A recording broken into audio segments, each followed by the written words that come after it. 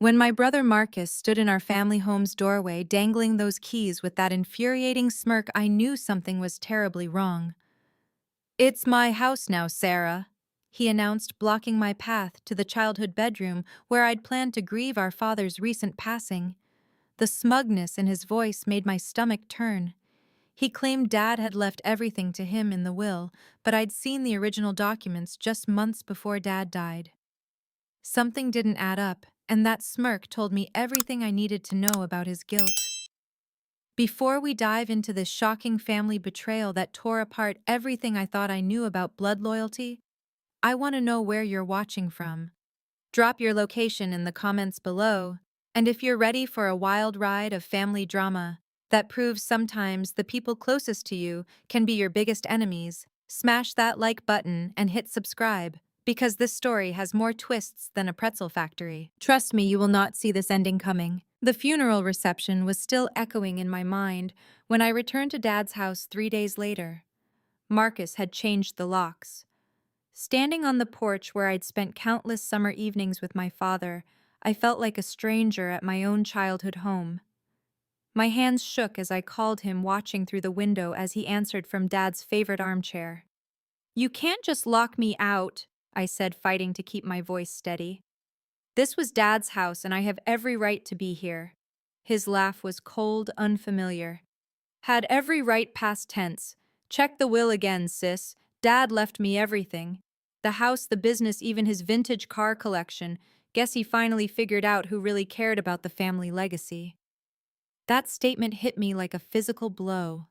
For 28 years, I'd been the one visiting Dad every Sunday, helping him with grocery shopping, when his arthritis flared up, sitting through his endless stories about the Korean War. Marcus lived 2 states away and visited maybe twice a year, usually when he needed money for his failing restaurant ventures. I drove straight to Dad's lawyer, Robert Hartwell, whose office smelled like old leather and disappointment. He'd handled our family's legal matters for over 15 years, and I'd expected him to clear up this obvious mistake. Instead, he avoided eye contact as he slid a copy of the will across his mahogany desk. "I'm sorry, Sarah. The will is quite clear. Marcus inherits the entire estate." My eyes scanned the document, and my blood ran cold. This wasn't the will I'd helped Dad review 6 months earlier when he was updating his insurance policies. That will had split everything equally between Marcus and me, with specific provisions for Dad's antique furniture to go to me since I'd always admired his collection. "Mr. Hartwell, this isn't right. I was here with Dad last spring when we went over his will together. He specifically told me about splitting the inheritance. This document is dated just 2 weeks before he died. Dad was barely conscious then because of his medication." The lawyer's uncomfortable fidgeting told me everything. "Sarah, I understand this is difficult, but the will was properly witnessed and notarized. Sometimes people change their minds about these matters, especially when they're facing their mortality." But I knew Dad's handwriting better than anyone. I'd spent years helping him with correspondence when his arthritis made writing painful. The signature looked rushed, shaky in a way that didn't match his usual careful penmanship, even during his worst flare-ups.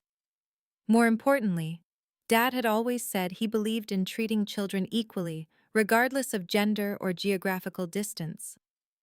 That evening, I sat in my apartment surrounded by photo albums that Marcus had dismissed as sentimental junk when dividing up Dad's belongings. In every picture from the last 5 years, I was there beside Dad at family gatherings, helping him blow out birthday candles, supporting him at church services. Marcus appeared in exactly 3 photos during that same period. I started making phone calls. First to Mrs. Patterson, Dad's elderly neighbor, who brought him soup during his final weeks. She remembered Marcus visiting exactly once during Dad's last month, staying for less than an hour, and leaving with several boxes from Dad's study. "He seemed in quite a hurry," she recalled. "Your father was sleeping, and Marcus said he was just collecting some old business papers to help settle the estate. But your daddy was always so particular about his paperwork. Seemed odd he'd let someone take things without being awake to supervise." The pieces were forming a disturbing picture. I called Dad's doctor, Dr. Martinez, who'd been treating him for the past 3 years. She couldn't discuss specific medical details, but she confirmed that Dad's pain medication during his final weeks would have made him very drowsy and potentially confused about complex decisions. Patients on that level of morphine rarely make major financial decisions, she said carefully. We always recommend having family members present for any important discussions or document signings during end-stage care. My suspicions crystallized into cold certainty when I remembered Dad's safety deposit box. He'd given me a key years earlier, joking that someone responsible should know where he kept his important papers. Marcus didn't even know the box existed. The next morning, I drove to First National Bank with trembling hands. Inside the safety deposit box, beneath Dad's military medals and insurance policies, I found it the real will dated 8 months earlier and properly witnessed by two of Dad's church friends. This will split everything equally between Marcus and me, exactly as Dad had always promised. My phone rang as I photographed every page. It was Marcus, and his tone had shifted from smug to suspicious. I heard you've been calling around asking questions about Dad's final weeks. You need to accept reality, Sarah. Dad made his choice. Maybe if you'd focused on building a real career, instead of playing the devoted daughter, he would have respected you more. The cruelty in his words revealed something I'd never seen in my brother before. This wasn't just about inheritance. This was about erasing me from our family's future entirely. Armed with the real will and a growing understanding of Marcus's deception, I knew I needed professional help. The lawyer Dad had trusted was clearly compromised, so I researched extensively before choosing Amanda Foster, a probate attorney with a reputation for fighting inheritance fraud. Amanda's office was modern and efficient, a sharp contrast to Hartwell's old-fashioned setup. She listened intently as I explained the situation, occasionally taking notes on her tablet. When I showed her both wills, her expression grew serious. "This is textbook estate fraud," she said, examining the documents under a magnifying glass. "The signatures are clearly different, and the witness signatures on the fraudulent will appear to be forged. We need to act quickly before your brother can liquidate any assets." She filed an emergency motion to freeze the estate within 24 hours. The court order arrived at Marcus's door on a Thursday morning, delivered by a sheriff's deputy, who later told me Marcus had turned white as a ghost when reading the papers. My phone exploded with angry calls and texts from Marcus, each message more threatening than the last. "You're destroying our family over money," he wrote. "Dad would be ashamed of you for dragging this through court." But I'd moved beyond caring about his opinion. This wasn't about money anymore. This was about justice for my father, who'd worked 60-hour weeks as a machinist to build the life Marcus was trying to steal. The investigation moved quickly once law enforcement got involved. Detective Rodriguez from the Financial Crimes Unit had seen similar cases before. "Family inheritance fraud is more common than people think," she explained during our first meeting. "Adult children often assume they can manipulate elderly parents' documents without consequences. They rarely expect anyone to fight back." The evidence was overwhelming. Handwriting analysis confirmed that Marcus had forged Dad's signature on the fraudulent will. Bank records showed he'd withdrawn $8,000 from Dad's account during his final visit, money that was never accounted for in the estate. Most damning of all, security footage from Hartwell's office showed Marcus arriving alone with documents already prepared, rather than bringing Dad for a proper consultation. When confronted with this evidence, Hartwell crumbled immediately. In exchange for a reduced sentence, he provided a detailed confession about how Marcus had approached him with the forged will, offering him $10,000 to backdate the document and provide false witness signatures. "Marcus told me you were trying to manipulate your father into leaving you everything," Hartwell said during his deposition, unable to meet my eyes. "He said he was protecting the family business from your incompetence. I thought I was helping prevent elder abuse." The irony was suffocating. Marcus had convinced Hartwell that I was the manipulative one while orchestrating an elaborate fraud himself. The real bombshell came when Detective Rodriguez discovered that this wasn't Marcus's first attempt at inheritance fraud. 7 years earlier, he'd tried to manipulate our grandmother's will when she developed dementia. That case had been quietly settled out of court when our grandmother's sister threatened to expose him, but the sealed records painted a clear pattern of behavior. Your brother has been planning this for years, Amanda explained. He knew your father was getting older and saw an opportunity. This wasn't a desperate last-minute decision. This was premeditated theft. As the legal case gained momentum, I began reaching out to other family members who'd been puzzled by Marcus's sudden inheritance windfall. Our cousin Jennifer, who'd always been close to Dad, confirmed that he'd spoken about dividing his estate equally just months before his death. Uncle David specifically told me he was proud of both his children and wanted to make sure you were both taken care of, Jennifer said. He never would have cut you out completely. He talked about how much he appreciated your Sunday visits and how you'd helped him stay independent longer. The family revelations were as painful as the legal discoveries.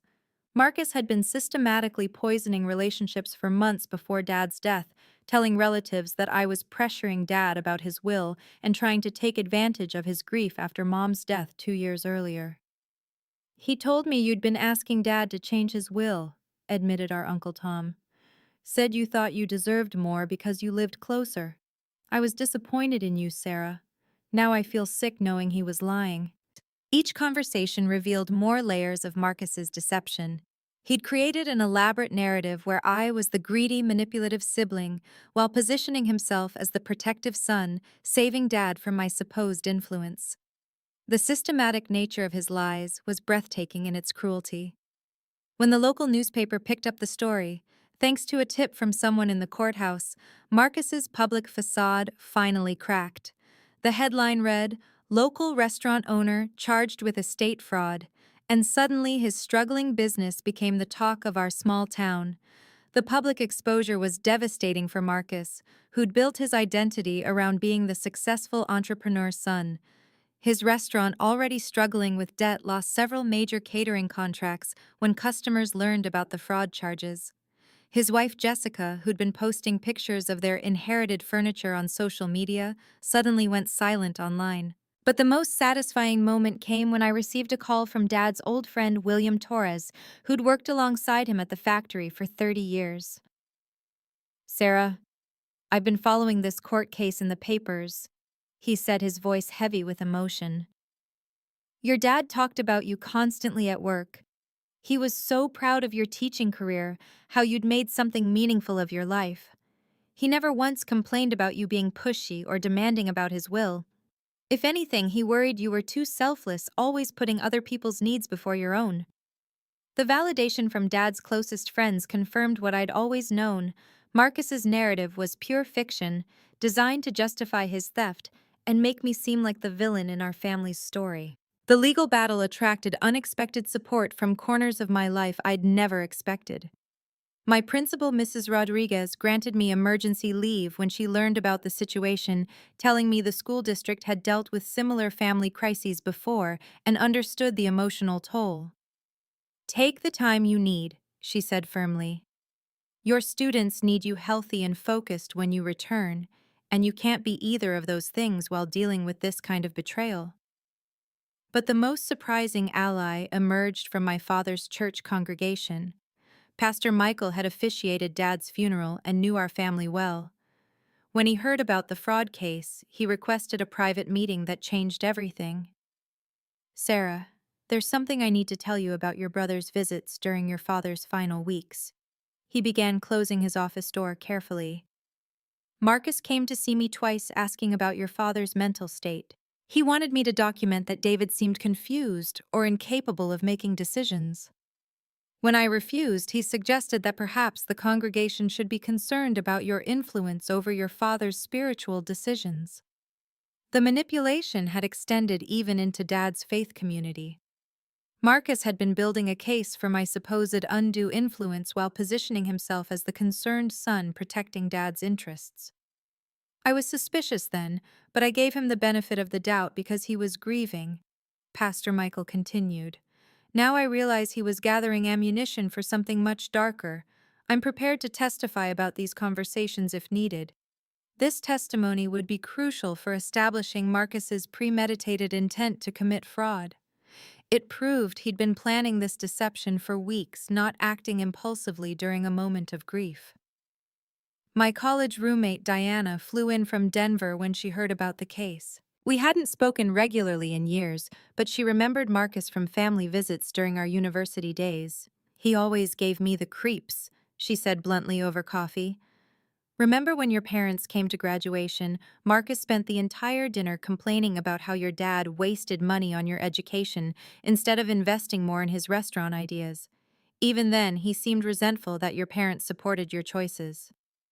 Diana's memories provided important context about Marcus's long-standing jealousy and sense of entitlement. She agreed to provide a character witness statement describing his past behavior and attitudes toward family resources. The most powerful ally, however, came from an unexpected source, Jessica Marcus's own wife. 3 weeks into the legal proceedings, she appeared at my apartment unannounced, looking exhausted and desperate. "I need to tell you something about Marcus," she said, glancing over her shoulder nervously. "I found documents in his home office that I think you should see." Jessica had discovered Marcus's planning notes for the fraud, including a timeline he'd created months before Dad's death. The notes detailed his strategy for isolating Dad from me, discrediting my relationship with him, and ultimately manipulating the inheritance process. "He's been planning this since your mom died." Jessica revealed, her voice shaking. "He said your dad would be vulnerable and that you'd gotten too comfortable being the favorite daughter. He was obsessed with the idea that you didn't deserve anything because you'd chosen a lowly career as a teacher instead of helping build family wealth like he tried to do." The documents Jessica brought were devastating evidence of Marcus's calculated cruelty. One note read, "Sarah thinks she's so noble with her teaching job and Sunday visits. Time to show Dad who really understands business and legacy." "Why are you helping me?" I asked Jessica, struggling to process this betrayal of her own husband. "Because I married someone I thought was ambitious and driven," she said quietly. "I didn't know I married someone capable of stealing from his own family and lying about his dying father's wishes. This isn't the man I thought I knew." Jessica's defection marked a turning point in the case. As Marcus's closest ally, her testimony about his planning and motivations would be devastating in court. More importantly, her access to his personal documents provided evidence we never could have obtained otherwise. The alliance grew stronger when Detective Rodriguez discovered that Marcus had attempted to forge additional documents beyond the will. He'd created false medical records, suggesting Dad was suffering from dementia, planning to use them to contest any challenges to his inheritance claim. "He thought of everything," Detective Rodriguez explained. "If you challenged the will, he was prepared to argue that your father wasn't mentally competent to make decisions. He'd created an entire false narrative about your father's final months." My attorney Amanda was impressed by the strength of our evidence, but warned that Marcus would likely become more desperate as his legal position deteriorated. "People like your brother don't go down quietly," she cautioned. "He's invested too much in this deception to surrender easily. We need to be prepared for him to escalate his tactics." Her warning proved prophetic. As word spread about Jessica's cooperation with our case, Marcus became increasingly erratic. He showed up at my school demanding to speak with me and causing enough of a disturbance that security had to escort him away. He called family members, claiming Jessica was having a mental breakdown and couldn't be trusted. Most disturbing of all, he hired a private investigator to dig into my personal life, looking for anything he could use to discredit me. The investigator contacted my neighbors, asking questions about my financial situation and whether I'd ever seemed obsessed with inheriting my father's money. "He's trying to flip the script," Amanda explained. "Since he can't defend the fraud, he's attempting to make you look like the real villain. It's a common tactic when someone knows they're caught." But our alliance held strong. Pastor Michael organized a prayer group at the church that met weekly to support me through the legal process. My teaching colleagues created a meal train to help me manage daily tasks while dealing with court appearances and depositions. Most importantly, Jessica provided ongoing intelligence about Marcus's strategies and mental state. She reported that he'd become paranoid and suspicious, convinced that everyone was against him, and that he was the victim of a conspiracy. He keeps saying that he's protecting Dad's legacy from people who don't understand business, Jessica told me during one of our secret meetings. He's completely rewritten history in his mind. He genuinely believes he's the wronged party here. This insight into Marcus's psychological state helped us prepare for what promised to be a difficult and emotionally charged trial. He wasn't going to admit guilt or show remorse. Instead, he was doubling down on his lies and preparing to paint me as the true villain in our family's story. The stage was set for a final confrontation that would determine not just the inheritance, but the truth about our father's legacy and our family's future. Just as our case seemed unshakable, the ground shifted beneath my feet in the most devastating way possible. Amanda called me on a Tuesday morning with news that made my blood run cold. "Sarah, we have a problem. Jessica has withdrawn her cooperation and destroyed the documents she provided us." I sat in stunned silence in my kitchen, coffee growing cold in my hands. "What do you mean she destroyed them? We made copies." "She claims the copies were unauthorized and obtained illegally. She's filed a motion to suppress all evidence she provided, claiming she was coerced and emotionally manipulated into betraying her husband. Worse, she's now supporting Marcus's version of events." The betrayal felt like a physical blow. Jessica had been our strongest witness, our inside source into Marcus's planning and motivations. Without her testimony and documents, our case suddenly had significant gaps. "How is this possible?" I asked, struggling to process this reversal. "Money, most likely. Or threats. Maybe both. Marcus has had 3 weeks to work on her, and desperate people make desperate choices." Within hours, the devastating scope of Jessica's betrayal became clear. She'd contacted Detective Rodriguez, claiming she'd been psychologically manipulated into providing false evidence against her husband. She now insisted that the documents she'd shown me were actually drafts of a novel Marcus was writing about family dynamics, not genuine planning materials for fraud. "I was going through a difficult time in my marriage," she stated in her new sworn affidavit. "Sarah took advantage of my vulnerability to convince me to betray my husband with fabricated evidence. I deeply regret allowing grief and marital stress to cloud my judgment." The story was obviously coached, but it created reasonable doubt about our most damaging evidence. Worse, Jessica was now actively working against us, claiming that I'd been the one pressuring Dad during his final months, and that Marcus was simply trying to protect their father's true wishes. Marcus held a press conference outside the courthouse with Jessica standing supportively beside him. "My wife was going through a personal crisis and was manipulated by someone who's been scheming to steal our family's legacy for years," he declared to the assembled reporters. "This fraud case is actually a smokescreen for my sister's own attempts to manipulate our father's estate." The narrative had flipped completely. Marcus was now portraying himself as the victim of an elaborate conspiracy with Jessica as his supporting witness. The media, hungry for a more complex story, began asking uncomfortable questions about my motivations and mental state. "Local teacher accused of manipulating sister-in-law in inheritance dispute," read the headline in our town's newspaper. The article painted me as a desperate woman who'd exploited Jessica's marital problems to frame an innocent brother.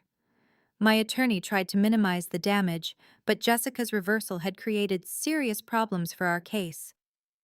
"We still have strong evidence of forgery and the original will from the safety deposit box," Amanda assured me. "But juries don't like family members who seem to be manipulating other family members, even if that's not what actually happened." The betrayal hurt even more when I learned the details of Marcus's campaign to win Jessica back. According to sources close to their family, he'd promised her a substantial financial settlement from the inheritance, purchased expensive jewelry as an apology for his secrecy, and threatened to destroy her reputation if she continued cooperating with my case. He told Jessica that if she didn't support him, he'd claim she'd been having an affair and use that to discredit her in their divorce proceedings, confided Jennifer, my cousin, who'd heard the rumors through family networks. But Marcus had underestimated Jessica's true motivations for helping me initially.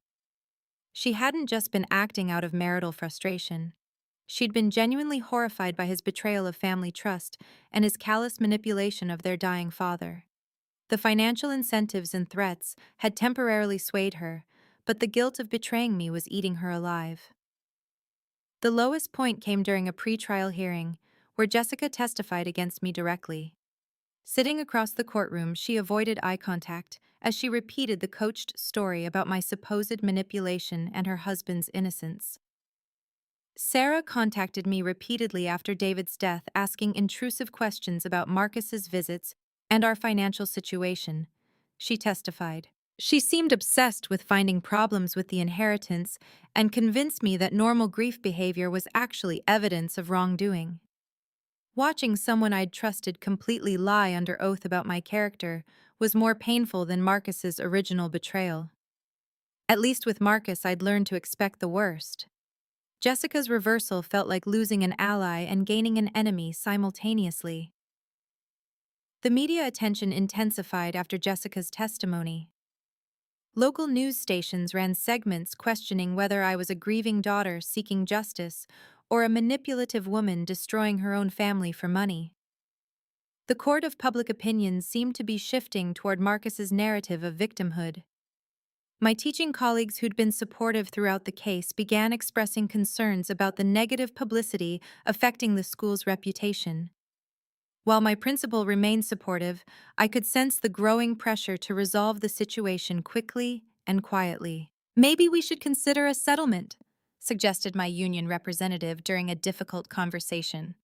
"This case is becoming a distraction from your primary responsibilities as an educator." But settling would mean accepting Marcus's theft and validating his lies about Dad's final wishes. It would also mean allowing him to profit from fraud while destroying my relationship with our extended family, most of whom were now confused about what to believe. The emotional toll was devastating. I'd lost my father, discovered my brother's betrayal, watched my sister-in-law lie under oath, and seen my reputation destroyed in the local media. Some days it felt like Marcus had successfully stolen not just my inheritance but my entire identity as the good daughter who'd always tried to do the right thing. As we prepared for trial, Amanda warned me that Jessica's betrayal had significantly weakened our position. "We're going to need something extraordinary to overcome the narrative Marcus has created. Without Jessica's testimony, we're back to fighting an uphill battle against someone who's had months to perfect his lies." Just when hope seemed lost, salvation came from the most unexpected source, Mrs. Patterson. Dad's elderly neighbor who'd been quietly documenting everything she'd witnessed during his final months. "I've been keeping a detailed diary for years," she explained when she contacted Amanda directly. "My late husband always said that truth has a way of surfacing when people are patient enough to look for it." Mrs. Patterson had maintained meticulous records of Dad's daily routines, visitors, and conversations during his final 6 months. Her entries painted a clear picture of Marcus's calculated manipulation campaign, including dates, times, and specific conversations she'd overheard through their shared fence. March 15th, Marcus visited David today, stayed only 20 minutes. Heard raised voices through the window. David seemed upset after Marcus left, kept pacing in his kitchen. March 22nd, Marcus returned with official-looking papers. David was having a bad day with his medication and seemed confused.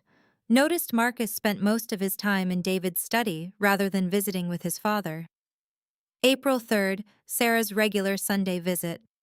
David seemed much more himself, laughing and telling stories about Sarah's childhood. He mentioned being confused about some papers Marcus had brought, saying they didn't sound like something he would decide. The diary entries provided a detailed timeline that contradicted Jessica's revised testimony and Marcus's claims about Dad's mental state. More importantly, Mrs. Patterson had done something neither side had expected. She'd been photographing unusual activity around Dad's house. "I started taking pictures when I noticed Marcus coming and going at odd times," she explained, showing us hundreds of time-stamped photos on her digital camera. "Something felt wrong about the way he was sneaking around when David was sleeping."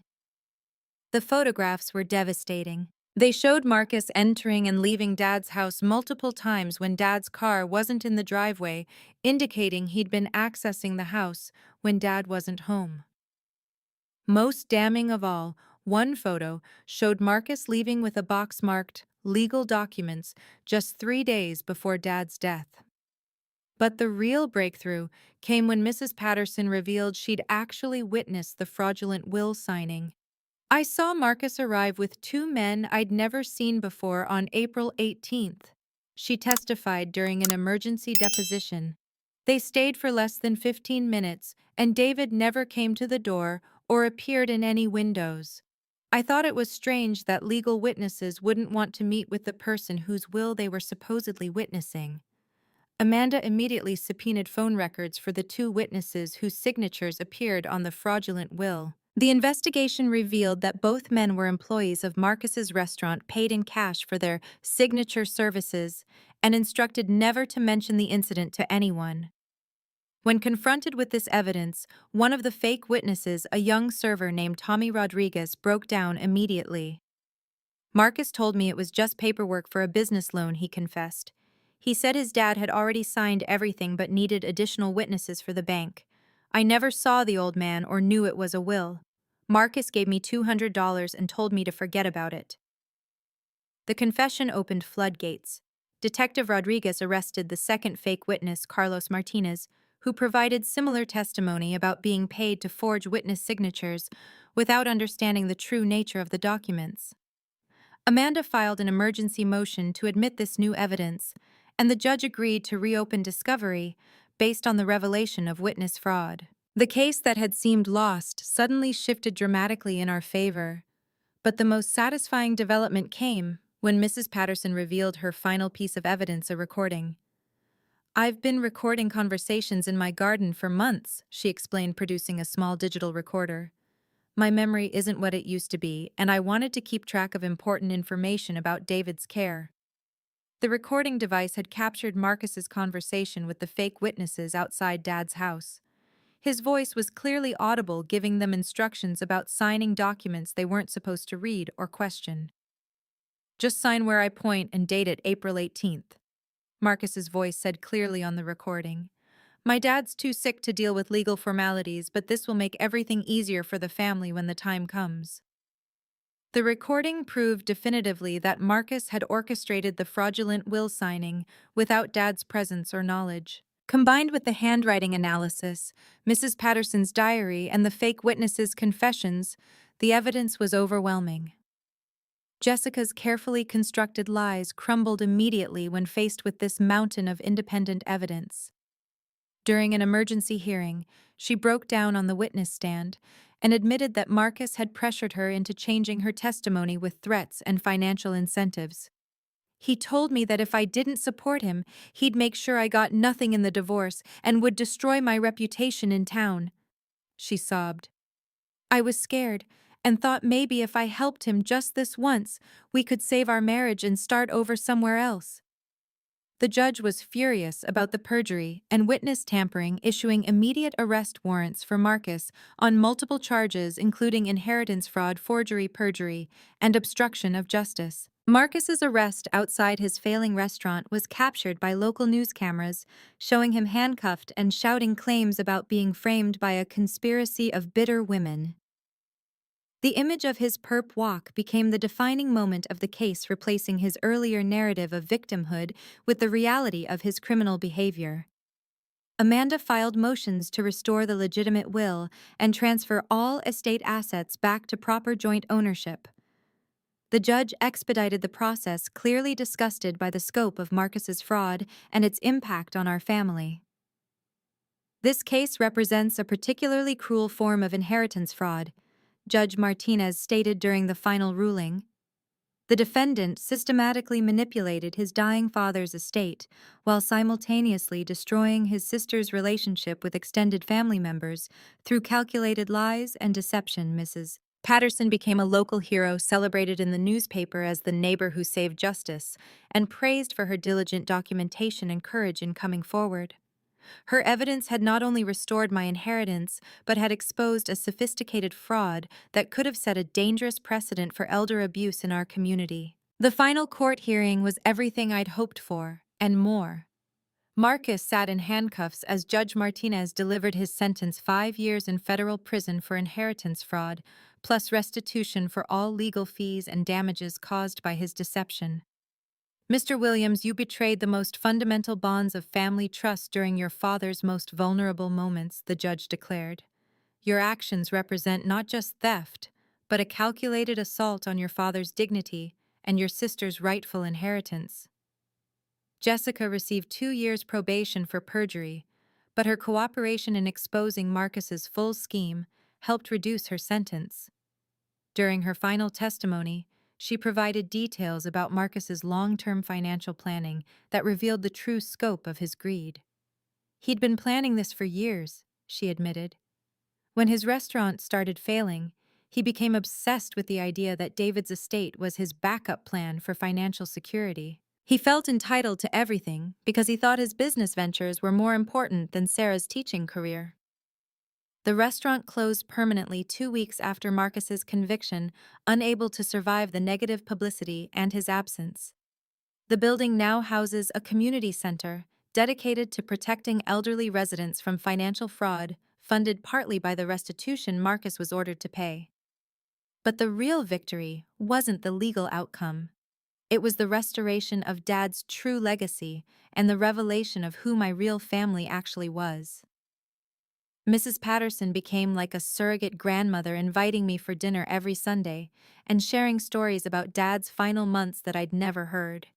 She'd observed his genuine pride in my teaching career and his frequent mentions of how grateful he was for my consistent presence in his life.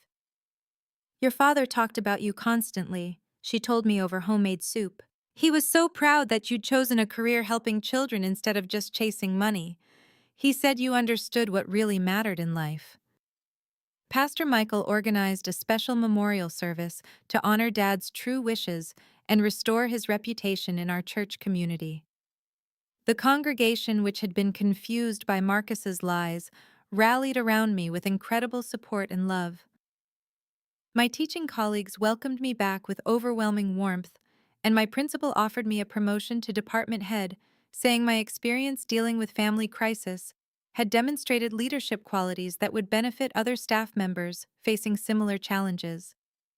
You showed incredible grace under pressure, she explained. That kind of character is exactly what we need in educational leadership. The local newspaper ran a follow-up story titled, "Teachers Fight for Justice Exposes Family Fraud," celebrating my perseverance and highlighting the importance of Mrs. Patterson's civic engagement.